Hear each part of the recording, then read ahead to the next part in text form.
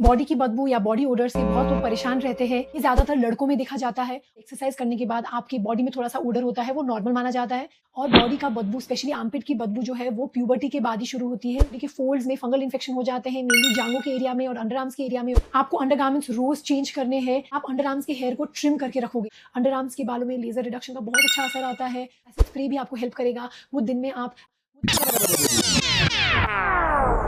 Body की बदबू या बॉडी ओडर से बहुत लोग परेशान रहते हैं। ये ज़्यादातर लड़कों में देखने को मिलता है। तो इस वीडियो में मैं आपको बताऊंगी कि बॉडी में क्यों ऐसे बदबू होती है, इसको हम कैसे कम कर सकते हैं, क्या ऐसी चीज़ें हैं जो आपको नहीं करनी चाहिए, क्या ऐसी चीज़ें हैं जो आपको करनी चाहिए, और फिर लास्ट में मैं आपको बताऊंगी कि इसको कैसे ट्रीट कर सकते हैं। चलो शुरू करते हैं। तो बॉडी ओडर या बॉडी से आने वाली बदबू क्यों होती है? पहले तो देखिए, माइल्ड जो स्मेल होती है बॉडी की वो नॉर्मल है। अगर आप ज़्यादा धूप में घूमने के बाद, एक्सरसाइज करने के बाद आपकी बॉडी में थोड़ा-सा ओडर होता है, वो नॉर्मल माना जाता है, जो थोड़ी देर के बाद जब आप नहाते हो तो वो चला जाएगा। लेकिन बहुत सारे लोगों को बॉडी ओडर ऐसी होती है जो बिल्कुल भी नहीं जाती है और बहुत ज़्यादा वो उनको परेशान करती है, उनकी सोशल इंटरैक्शंस में परेशानी होती है, उनकी सेल्फ एस्टीम को वो हार्म करती है। तो ऐसे केसेस में फिर हमें उनको ट्रीट करनी पड़ेगी। ये ज़्यादातर लड़कों में देखा जाता है। और बॉडी का बदबू स्पेशली आर्मपिट की बदबू जो है वो प्यूबर्टी के बाद ही शुरू होती है, मतलब कि 12-13 के साल के बाद ही ये ज़्यादा देखने को मिलता है। उससे पहले आपको बॉडी में इतनी ओडर नहीं होती। तो अब समझें कि बॉडी में क्यों ओडर होती है। एक तो होता है ज़्यादा स्वेटिंग की वजह से, और सेकेंड होता है बैक्टीरिया की और फंगस की ओवरग्रोथ की वजह से। बॉडी के बदबू के लिए मेनली 2 एरियाज़ होते हैं जिसको आपको सही से केयर करना है। एक होता है अंडरआर्म्स की एरिया और एक होता है पैर। ओके, तो ये दोनों एरिया की वजह से आपकी बॉडी में बदबू हो सकती है। तो कारण क्या है? पहले तो एक टाइप का ऑयल बनता है, सीबम बनता है हमारे अंडरआर्म्स के एरिया में, जिसमें ब्रेकडाउन होती है। जब ये ऑयल ब्रेकडाउन होती है और वहाँ पे जब बैक्टीरिया का ओवरग्रोथ होता है, और जब वो केराटिन जो ऊपर का हिस्से होता है स्किन का वो भी शेड होती है, तो ये सब तीनों चीज़ें मिश्रण करके वहाँ पे ओडर पैदा करती है। ज़्यादा पसीना आने की वजह से भी बदबू आ सकती है। ऐसा देखा गया है कि जिन लोगों में ज़्यादा पसीना आता है उनमें ज़्यादा बॉडी से बदबू भी आती है। फिर होता है बैक्टीरियल ओवरग्रोथ। अगर आपको बहुत ज़्यादा स्वेटिंग है और आपकी बॉडी फोल्ड्स में ऐसे स्वेट जमती है, तो वहाँ पे बैक्टीरिया ग्रो करने की वजह से भी ये बदबू आती है। तो ये बैक्टीरिया यूजुअली होते हैं कॉर्नीबैक्टीरियम, स्टेफाइलोकोकस या क्यूटीबैक्टीरियम। प्रॉपर हाइजीन ना मेंटेन करने की वजह से भी बॉडी में बदबू आती है। तो आपको रोज़ नहाना है और रोज़ कपड़े चेंज करने हैं। ये आप कैसे बेहतर कर सकते हो, ये मैं आपको डिटेल में आगे समझाऊँगी। फिर होता है कि कुछ मेडिकेशंस खाने के बाद भी बदबू ज़्यादा बढ़ सकती है, जैसे कि पेनिसिलिन, ब्रोमाइड्स, या कुछ सप्लीमेंट्स खाने के बाद भी ऐसा पाया गया है कि बॉडी की ओडर और ख़राब हो रही है। कुछ ऐसे इन्फेक्शंस हैं जिसकी वजह से बॉडी में बदबू और ख़राब हो सकती है, जैसे कि इंटरट्रिगो, फिर एरिथ्राज्मा या पिटेड केराटोलाइसिस। इंटरट्रिगो एक ऐसी कंडीशन है जहाँ पे बॉडी के फोल्ड्स में फंगल इन्फेक्शन हो जाते हैं, मेनली जांघों के एरिया में और अंडरआर्म्स के एरिया में और ब्रेस्ट के नीचे। और पिटेड केराटोलाइसिस एक ऐसी इन्फेक्शन है जहाँ पे सोल्स में ऐसे छोटे-छोटे छेद जैसे दिखते हैं, और ये एक बैक्टीरियल इन्फेक्शन की वजह से होता है।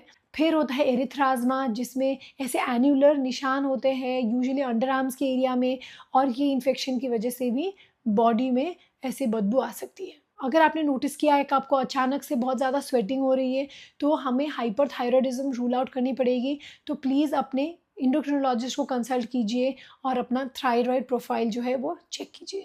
तो कौन सी एरियाज़ है जिसको आपको ज़्यादा केयर करनी पड़ेगी? जैसे मैंने पहले भी बताया, आपके अंडरआर्म्स के एरिया और फीट, और फिर कभी-कभी ये जनरलाइज़्ड भी हो सकती है, लेकिन स्कैल्प से भी कभी बदबू आ सकती है, तो स्कैल्प को भी क्लीन करना काफ़ी ज़रूरी हो जाता है। तो ऐसे क्या-क्या चीज़ें हैं जो आपको करनी चाहिए? पहले तो आपको रोज़ नहाना चाहिए। हाँ, अगर आपकी बॉडी से बदबू आ रही है तो आपको रोज़ नहाना पड़ेगा, और नहाने के बाद अपने आप को अच्छे से पोंछना है, ताकि कोई भी बॉडी फोल्ड में पानी ना जमे। पानी जमने से वहाँ पे बार-बार फंगल इन्फेक्शन होना, बैक्टीरियल इन्फेक्शन होना ऐसा देखा जाता है। तो इसीलिए नहाने के बाद अपने आप को अच्छे से पोंछना बहुत ज़रूरी है। स्पेशली अगर आप थोड़े ओबीस हो, ओवरवेट हो, तो प्रॉपरली आप सारे बॉडी फोल्ड्स को वाइप करें। ध्यान रहे कि वो ड्राई हो जाए, उसके बाद ही आप कपड़े पहने। अगर आपकी पैर से बदबू आती है तो बहुत सारे लोगों में जो पैर की उंगलियां होती हैं उसके बीच की जगह में एक ऐसे गड्ढा जैसा हो जाता है, वहाँ पे पानी जमती है।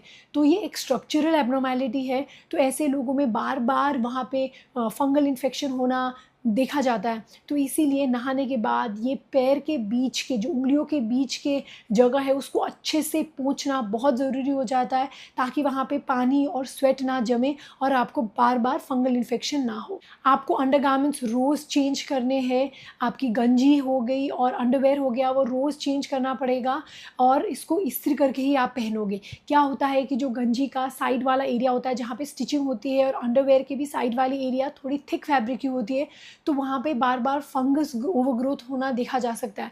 तो इसकी वजह से अगर आप प्रॉपरली इसको इस्त्री करके पहनोगे तो ये इन्फेक्शन आपको नहीं होगी। तो इसीलिए आप इसको चेंज भी करोगे और इस्त्री करके ही अपने कपड़े को पहनोगे। आप सिर्फ प्योर कॉटन के कपड़े ही पहनोगे, सिंथेटिक फैब्रिक्स नहीं पहनोगे। सिंथेटिक फैब्रिक में बॉडी में लंबे समय के लिए स्वेट जमा रहता है और वहाँ पे फिर बैक्टीरियल और फंगल इन्फेक्शन होने के चांसेस बढ़ जाते। इसीलिए बेहतर रहेगा अगर आप लूज़ क्लोथ्स पहने और सिर्फ कॉटन या लिनन के कपड़े पहने, ताकि आपको ज़्यादा वहाँ पे स्वेट की लॉगिंग ना हो। और हाँ, हमेशा लूज़ कपड़े पहने, एकदम tight jeans, tight T shirts पहनने से जहाँ पे बार बार पसीना आती है और जम जाती है, उसकी वजह से भी ये बॉडी की जो स्मेल है वो और ज़्यादा ख़राब हो सकती है। तो इसके लिए आप एकदम टाइट वाले कपड़े से दूरी रहे, स्पेशली टाइट जीन्स, डेनिम्स से भी काफ़ी प्रॉब्लम हो सकती है। बदबू की ही नहीं, इवन बार बार फंगल इन्फेक्शन होने के भी प्रॉब्लम्स हो जाते हैं ऐसे टाइट कपड़े पहनने से। तो आप लूज़ कपड़े ही पहने जो प्योर कॉटन के बने हो। और आप अंडर आर्म्स के हेयर को ट्रिम करके रखोगे। हाँ, ऐसा पाया गया है कि अगर अंडर आर्म्स की हेयर आप छोटे रखते हो तो फिर बदबू की भी कंट्रोल हो जाती है और वहाँ पे स्वेटिंग भी ज़्यादा नहीं होती। तो अगर आप शेव करना चाहते हो तो शेव कर सकते हो, अगर शेव नहीं करना चाहते हो तो उसको ट्रिम या क्लिप कर सकते हो। तो और यहाँ पे बाल हमेशा छोटे ही रखें। अब क्या ऐसी चीज़ें हैं जो आपको बिल्कुल नहीं करनी चाहिए? पहले तो एकदम वो स्ट्रॉन्ग स्मेल वाली डिओड्रेंट्स आपको यूज़ नहीं करनी है। वो सिर्फ थोड़े टाइम के लिए आपके जो बॉडी की बदबू है उसको कम करेगा, मास्क करेगा, लेकिन उसके बाद जब ये बॉडी का स्वेट की बदबू और वो डिओड्रेंट का स्मेल मिल जाता है तो और ज़्यादा ख़राब हो जाता है और ज़्यादा वो पंजेंट स्मेल करती है। तो आपको ज़्यादा स्ट्रॉन्ग डिओड्रेंट नहीं यूज़ करनी है। पहले तो मैंने जो सारे बताए हैं पहले के स्टेप्स वो सब फॉलो कीजिए और फिर कुछ माइल्ड डिओड्रेंट और रोल-ऑन्स यूज़ कीजिए जो आपके बॉडी ओडर को मास्क करे, लेकिन इतना ओवर पावर ना करे कि वो और ज़्यादा बदबूदार हो। तो ये समझना ज़रूरी है।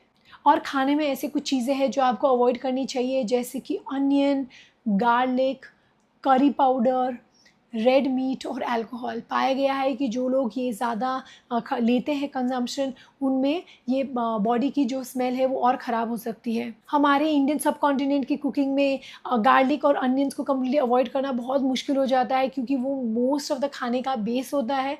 लेकिन आप इसकी मात्रा कम करें तो आपको ये जो स्मेल है उसमें भी सुधार मिलेगा। तो होम रेमेडीज़ बिल्कुल अवॉइड करें। बहुत लोगों को मन होता है कि थोड़ा-सा कुछ नींबू रगड़ ले या बेकिंग सोडा लगा ले तो वहाँ पे बदबू जो है वो कम हो जाएगी। बिल्कुल भी नहीं, वो आपकी स्किन को और इरिटेट करेगी, काला दाग धब्बे छोड़ेगी और स्किन में इंजरी भी करेगी, मैसेरेशन करेगी। वहाँ पे फिर बैक्टीरियल इन्फेक्शन होना, फंगल इन्फेक्शन होना एक ऐसा देखा जाता है। तो ये अच्छा ही नहीं करता और ख़राब भी कर सकता है। तो प्लीज़ ये सब से आप दूर रहें। अब मैं बताऊंगी इसको कैसे ट्रीट करें। जब भी हम ट्रीटमेंट या मैनेजमेंट के बारे में बात करते हैं तो दो हिस्सों में हमें इसको बांटना पड़ेगा। पहले तो हम कैसे स्वेटिंग को कम करें और दूसरा हम कैसे वहाँ पे बैक्टीरियल ओवरग्रोथ को कम करें। स्वेटिंग को कम करने के लिए आप यूज़ कर सकते हो एंटीपर्स्पिरेंट रोल ऑन, जिसमें होते हैं एल्यूमिनियम सॉल्ट्स। ये एल्यूमिनियम सॉल्ट आपके स्वेट डक्ट को जाके प्लग कर देता है वो और स्वेटिंग को कम कर देती है। तो इसकी वजह से आपकी जो अंडर आर्म्स में ज़्यादा स्वेटिंग है वो भी कम होगी और बदबू भी कम होगी। तो आप हमेशा याद रहे कि उसमें एल्यूमिनियम सॉल्ट्स हो। बहुत लोग ये कंप्लेन करते हैं कि जब भी वो एंटीपर्स्पिरेंट रोल ऑन यूज़ करते हैं तो उससे उनको अंडर आर्म्स में इचिंग होती है, इरिटेशन होती है, ड्राइनेस होती है, वहाँ पे लाल हो जाता है स्किन। तो ये इस इरिटेशन को कम करने के लिए आप क्या कर सकते हो, पहले तो आप ये एंटीपर्स्पिरेंट जो रोल ऑन है वो सिर्फ रात को ही यूज़ करें।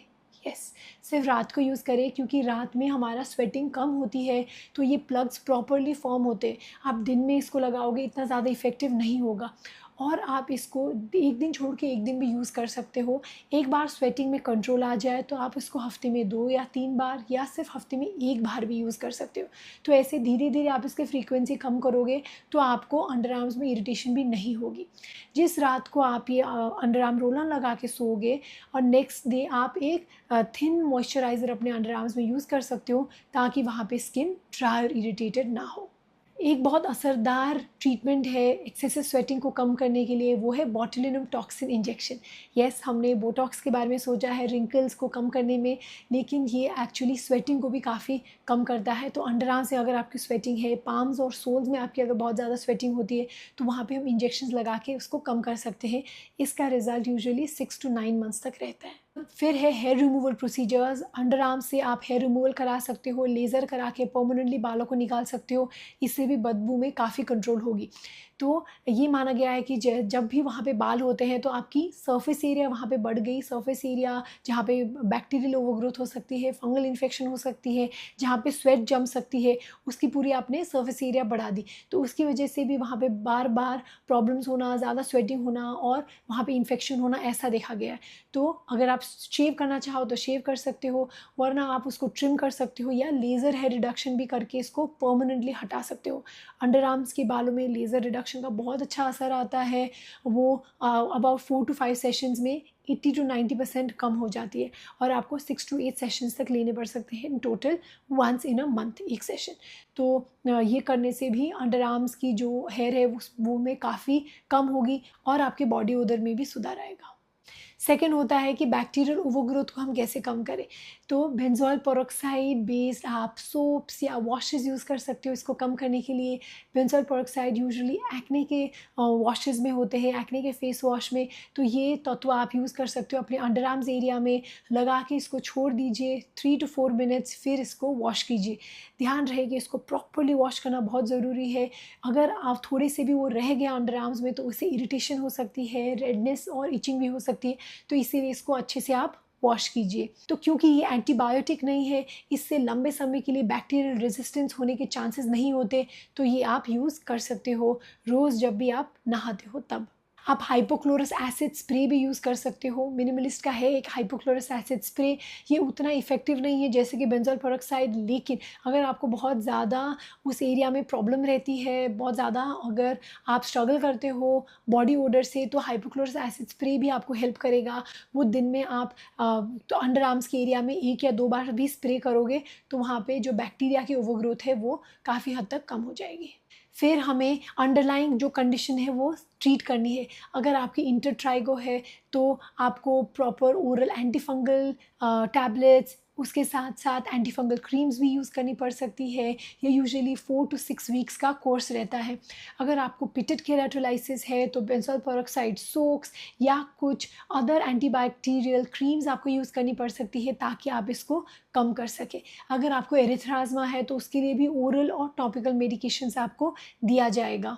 अगर आपको ट्राइकोमाइकोसिस एक्सिलैरिस है तो बालों को छोटा करना है ताकि वहाँ पे ये बैक्टीरिया ना ग्रो करे। उसके साथ साथ एंटीबैक्टीरियल क्रीम्स भी आप इसमें यूज़ कर सकते हो। तो ऐसे अगर आप कुछ कंडीशंस है जो आप सस्पेक्ट कर रहे हो तो प्लीज़ अपने डर्मेटोलॉजिस्ट को कंसल्ट कीजिए और प्रॉपर ट्रीटमेंट लीजिए ताकि आपके बॉडी ओडर में सुधार आए। तो ये था एक डिटेल वीडियो बॉडी ओडर के ऊपर। मैं चाहती थी कि ये वीडियो में मैं सारे एस्पेक्ट्स को कवर करूं ताकि सिर्फ एक ड्यू लगा के या क्रीम लगा के इसको सही करने के बारे में ना सोचे, आप पूरा इसको अच्छे से जान पाए कि क्यों हो रहा है ताकि आप प्रॉपर स्टेप्स ले सको इसको कम करने की।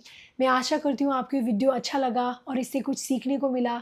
अगर आपको ऐसे स्किन और हेयर रिलेटेड वीडियोज़ अच्छे लगते हैं तो प्लीज़ हमें हमारा इंस्टाग्राम हैंडल डॉक्टर आंचल MD में ज़रूर फॉलो करें। वहाँ पे मैं रोज़ ऐसे हेयर और स्किन रिलेटेड वीडियोस पोस्ट करती हूँ। ये वीडियो देखने के लिए शुक्रिया।